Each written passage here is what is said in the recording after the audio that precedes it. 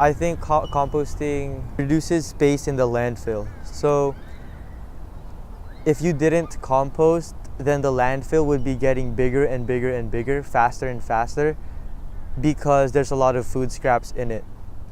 And since it's also covered and anaerobic, meaning that there's no oxygen getting to it, it creates a lot of methane gas or bad gases that release into the atmosphere.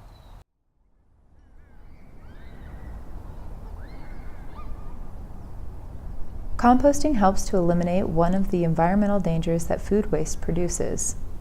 Food for Lane County is promoting environmentally friendly behavior. Yeah, we do composting. So we have on-site composting at both of the gardens.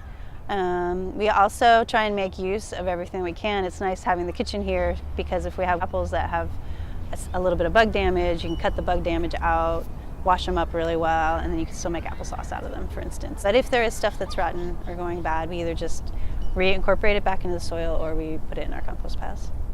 Supermarkets waste roughly 43 billion pounds of food a year, but Food for Lane County doesn't let that food slip through the cracks. Right now, grocery stores and retail donations are about 30% of the food that we bring in, and a lot of that is perishable product. Local farms are probably about 10 to 15%. So if it's coming to us, there's either something slightly wrong with it that a buyer doesn't want, like we'll get cereal donations where if there's too many dried berries in it, they can't sell it. So I think it's fair to say that all the food we move is probably destined for non-human consumption if it doesn't come to us. Food for Lane County puts the destined waste into the hands of those who need it in a smart and efficient way. The traditional distribution method has been for us to give food to a partner agency, and then people go to a food pantry there and pick the food up. We've tried to get that to be as much of a shopping style experience for people as possible, so that people getting the food can go in and pick what they want versus just getting handed a box of whatever's in it. That's actually cut down on waste because people are taking things that they want and know how to use.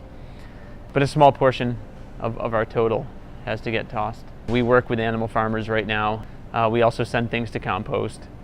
So, you know, we are sending some things into the landfill, but we really try to reduce that as much as possible because it's the right thing to do and it's expensive. So, while food banks limit waste on a county level, Gabe Marcello is trying to limit waste on a residential level through his business, Compost Crew. It allows locals to be part of the environmental change from their own backyard. So a lot of people wanted to help the environment but lack the resources and knowledge how to. So I want to start a residential compost service in Eugene, where not only would I be providing you with a bucket and picking up your compost, but really focusing on the educational piece. But the important part to compost is carbon and nitrogen. And carbon is bin dead things like the straw, leaves, and the nitrogen is the food scraps part. And then to make compost, there's a balance of those two. You just take that extra second to decide, oh, this food is compost and this is trash. You also will create less waste. I wouldn't mind if this business wouldn't exist in 10 years, because hopefully my dream would be that Eugene wouldn't need my service anymore because they're already educated about compost and they're already doing their own thing.